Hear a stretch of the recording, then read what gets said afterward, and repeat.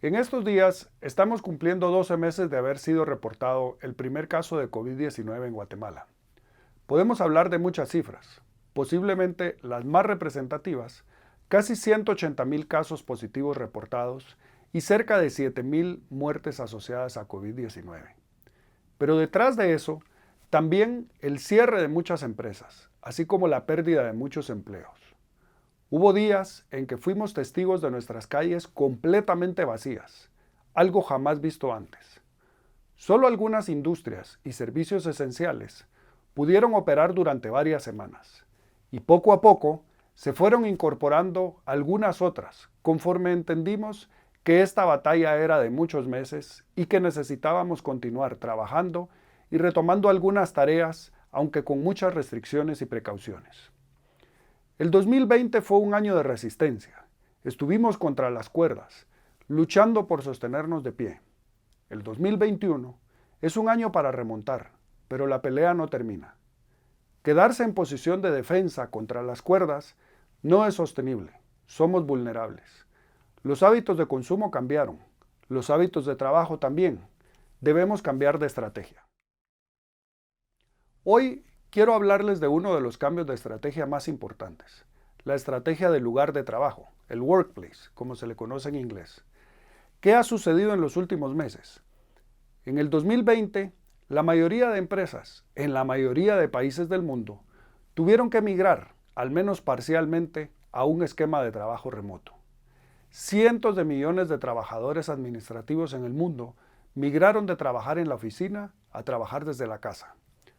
En Guatemala, se estima que más de 300,000 trabajadores privados experimentaron el trabajo remoto, al menos parcialmente. Estadísticas y estudios internacionales indican que esto va a continuar.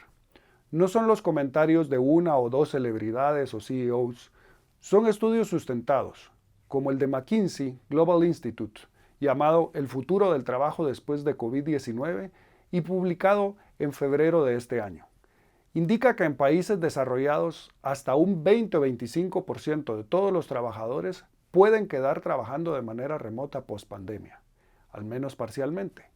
Y en países menos desarrollados, esta cifra puede ser de al menos 10%. Hoy tenemos experiencias propias, no solo de otros mercados u otras empresas. Han sido 12 meses que, dentro de otras cosas, tenemos grandes aprendizajes sobre el trabajo remoto.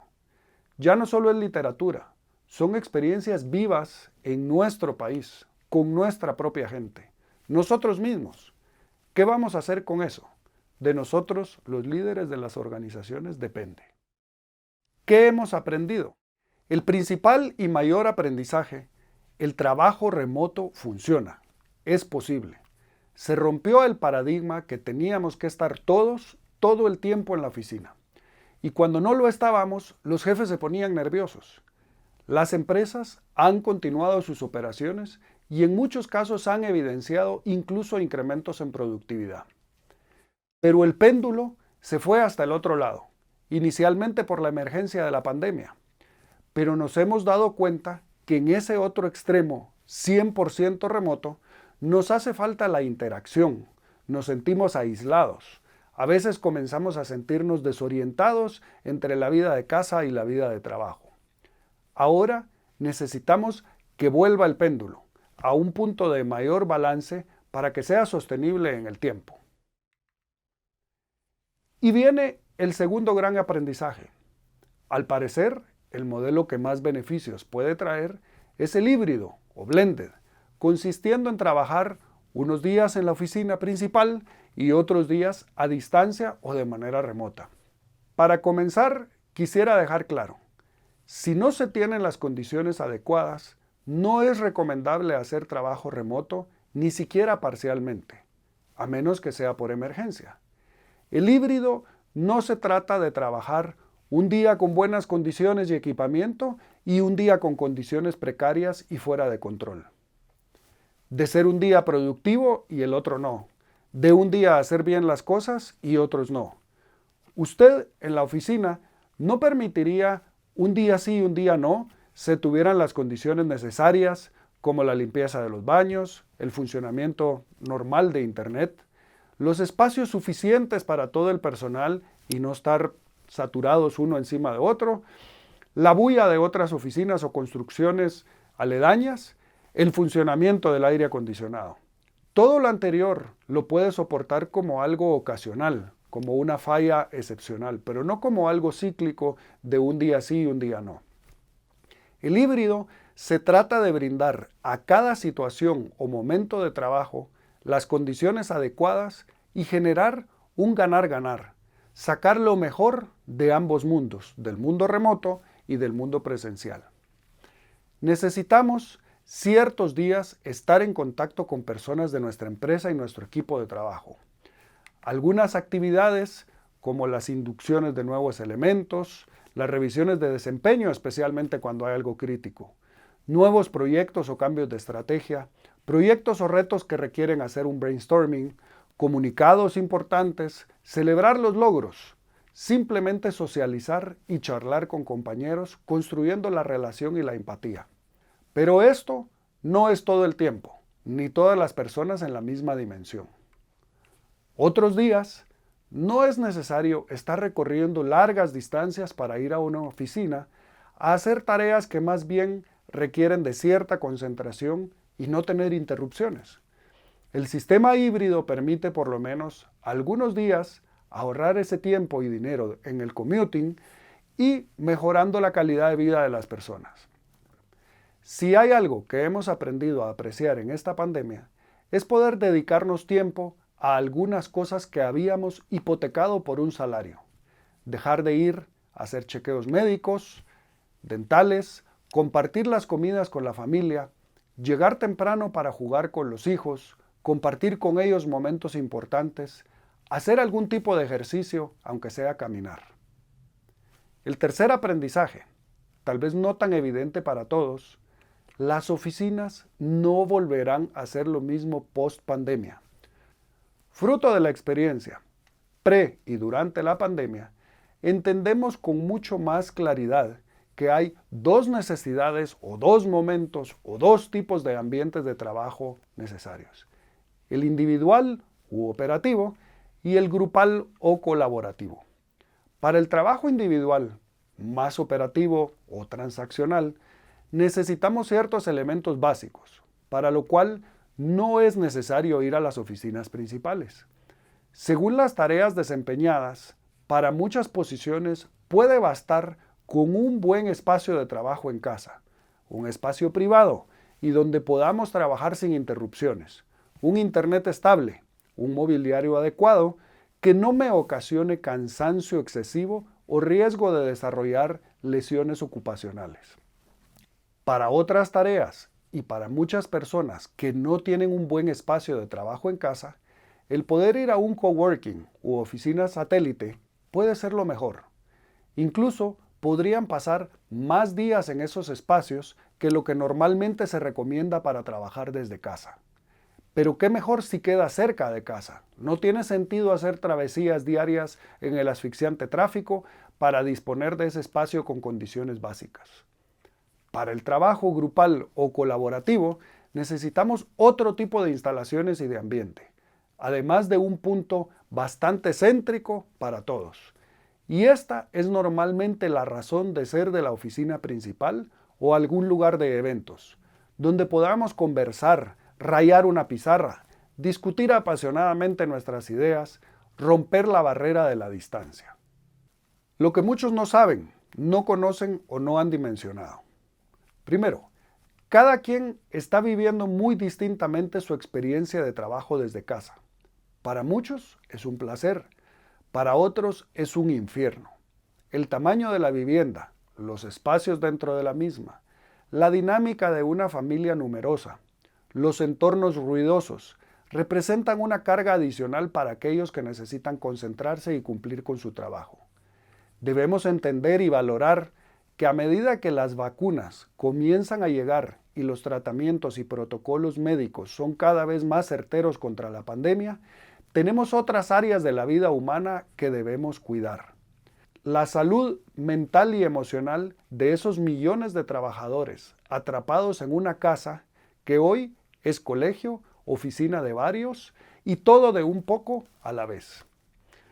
Prolongar indefinidamente el esquema de trabajo desde casa, sin un conocimiento de las realidades individuales, podría ser la crónica de una muerte anunciada. Segundo, el distanciamiento de 1,50 m, que es parte ya de los reglamentos para los espacios de trabajo, es una medida que no va a cambiar, al menos por muchos meses y posiblemente para siempre. Si en su oficina habían 50 escritorios y hoy solo puede usar 30 porque son los que cumplen con el distanciamiento, le tengo una noticia que tal vez no le va a gustar. Eso es lo que tendrá disponible por mucho tiempo, si no es que para siempre. Puede remodelar para optimizar los espacios cumpliendo con las distancias mandatorias, o puede ir pensando en otra solución como las oficinas satélite. Tercero, en una empresa típica o promedio, entre el 50 y 60% de sus trabajadores vienen de fuera de la ciudad de Guatemala. Muchos de estos viven en el sur, como Villanueva, Amatitlán, Villa Canales, San Miguel Petapa y hasta algunos municipios de Escuintla como Palín. Otro grupo viene del occidente, de Misco y algunos municipios colindantes. Otro grupo de la salida al Salvador, Santa Catarina Pinula, San José Pinula, Fray Janes y hasta Barberena, por ejemplo. Y otros de las zonas del norte de la ciudad, zona 17, zona 18, zona 6 y municipios como Chinautla, San José del Golfo y San Pedro Ayampuco. En muchos de estos municipios, las opciones de un trabajo administrativo son casi nulas. Hay labores agrícolas y algunas industriales, por lo que aquellos que estudian deben conseguir un empleo en la ciudad y soportar 2, 3 y hasta 4 horas de traslado diario. Esta es la gente que aún teniendo condiciones limitadas para trabajar en casa, ha apreciado por primera vez en muchos años lo que es no tener que perder esa cantidad de tiempo al día, y son especialmente los que menos quieren regresar a la oficina. Pongamos en perspectiva humana esas largas y extenuantes horas de traslado. Un trabajador que debe recorrer 2 horas diarias, si logramos reducir tan solo 60% de ese tiempo, al menos 4 días a la semana, teniendo un lugar de trabajo más cerca del lugar donde vive, equivale a reducir casi 1 hora diaria. Y esto representa tener 20 opciones al mes para poder efectuarse esos chequeos médicos de 1 hora que lleva meses posponiendo.